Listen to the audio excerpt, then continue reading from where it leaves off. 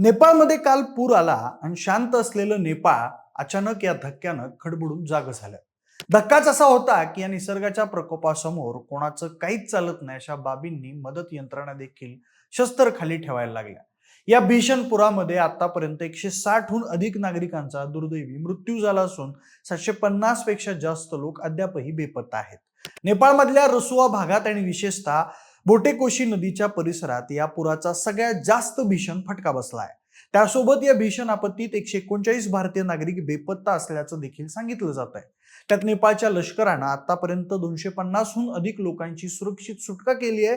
परंतु हा नेपाळचा महापूर नेपाळसोबत भारताची धडकी भरवतोय हे नक्की आहे. आता ती धडकी अशी की या पुराचा नेपाळसोबत भारतालाही भयंकर धोका सांगण्यात आलाय. म्हणूनच हा धोका नेमका का सांगितलाय, तो धोका आहे काय आणि बिहार आणि नेपाळ यांचं नेमकं कनेक्शन काय आहे, याबद्दलची सगळी माहिती जाणून घेऊया आजच्या या व्हिडिओच्या माध्यमातून. नमस्कार, मी प्रथमेश आणि तुम्ही पाहताय विषयच भारी. तर मंडळी, हा पूर नेमका कसा आला आणि या भीषण पुरामागचं नेमकं कारण काय आहे हे आधी समजून घेऊया.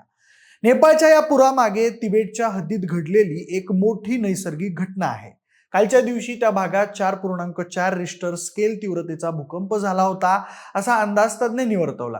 यामुळे या भूकंपाच्या धक्कादायक प्रभावामुळे तिबेटच्या बाजूला एका मोठ्या हिमस्खलनाची घटना घडली. या हिमस्खलनामुळे डोंगरावरून आलेला बर्फ, दगड आणि मातीचा प्रचंड मोठा ढिगारा लेंदे नदीच्या पाण्यात कोसळला. यामुळे झालं असं की लेंदे नदीचा नैसर्गिक प्रवाह पूर्णपणे अडवला गेला आणि त्या ठिकाणी अचानक एका मोठ्या भव्य कृत्रिम तलावाची निर्मिती झाली.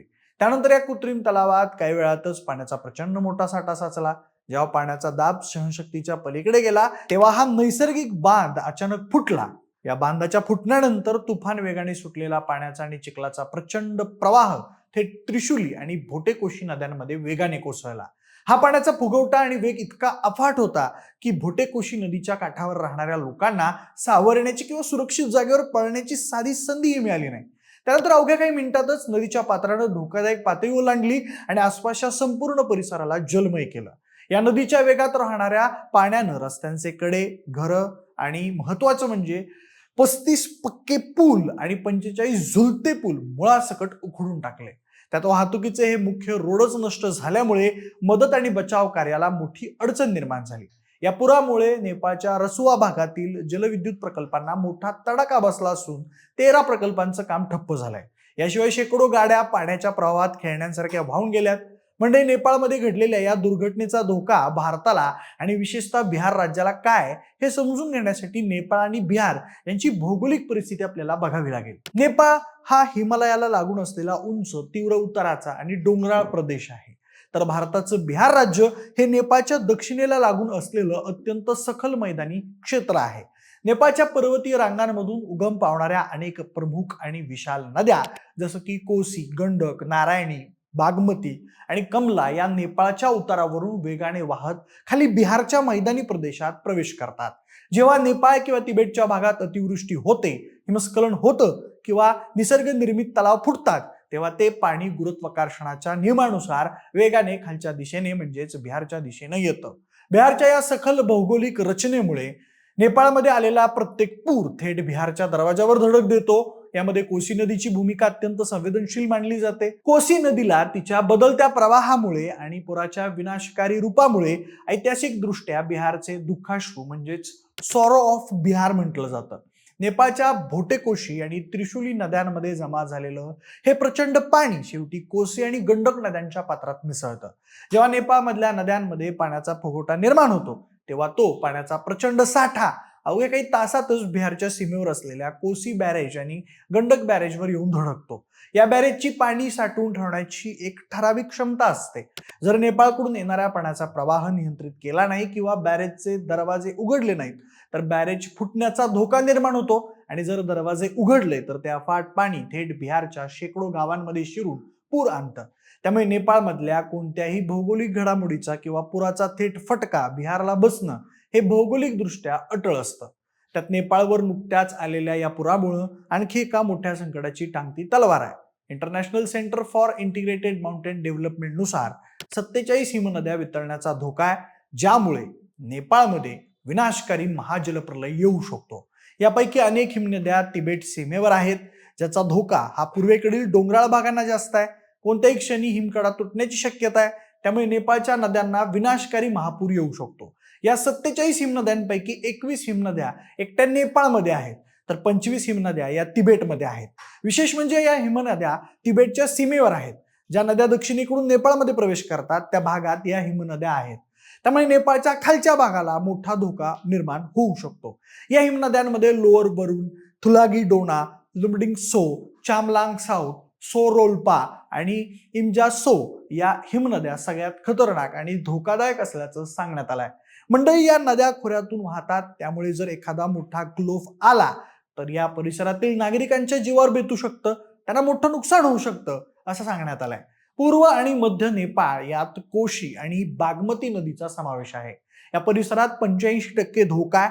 हा संपूर्ण परिसर संवेदनशील आहे असंही सांगण्यात आलंय. तसेच ज्या जिल्ह्यांना या हिमनद्यांचा सर्वाधिक धोका होऊ शकतो त्यात सुलुखुंबू जिल्ह्याचा समावेश आहे. संखुवासभा जिल्हा मुख्यतः बरून आणि अरुण नदीच्या किनारी आहे. दोलखा जिल्हा तामाकोशी नदीच्या बाजूला आहे. तर सो रोल्पा जिल्ह्यालाही नदीचा धोका असल्याचं सूत्रांनी सांगितलंय. मंडळी, नेपाळमधल्या या महाप्रलयाची बातमी मिळताच आणि तिथं निर्माण झालेल्या विदारक परिस्थिती पाहता भारत सरकारनं तातडीने हालचाली सुरू केलेल्या आहेत. भारतातल्या बिहार आणि उत्तर प्रदेश या राज्यांमध्ये पुरासाठी सतर्कतेचा इशारा जारी करण्यात आलाय. बिहारमधल्या किमान 6 जवळच्या जिल्ह्यांमध्ये प्रशासनाला विशेष खबरदारी घेण्याचं आणि 24 तास अलर्ट मोडवर राहण्याचे कडक निर्देश देण्यात आले. त्यासोबत नेपाळच्या सीमेला लागून असलेल्या बिहारमधील सुपौल, अररिया, किशनगंज, पूर्णिया, मधुबनी आणि पश्चिम चंपारण या जिल्ह्यांमध्ये पूर परिस्थिती निर्माण होण्याची दाट शक्यता वर्तवली जाते. उत्तर प्रदेशातील महाराजगंज आणि कुशीनगर या सीमेजवळच्या जिल्ह्यांमध्येही प्रशासनानं नदीकाठच्या रहिवाशांना सुरक्षित स्थळी हलवण्याचं काम सुरू केलंय. भारताचं गृह मंत्रालय आणि केंद्रीय जल आयोग नेपाळमधल्या परिस्थितीवर आणि भारतातील नद्यांच्या जलपातळीवर सातत्याने आणि बारकाईनं लक्ष ठेवून आहेत. गंडक, नारायणी आणि कोसी नद्यांची जलपातळी दर तासाला मोजली जात असून बॅरेजमधून सोडल्या जाणाऱ्या पाण्याचं प्रमाण नियंत्रित करण्याचे प्रयत्न सुरू आहेत. त्याचबरोबर भारतीय प्रशासनानं अन्न, औषधं आणि तात्पुरत्या निवाऱ्याची व्यवस्था करायला आता सुरुवात केली आहे.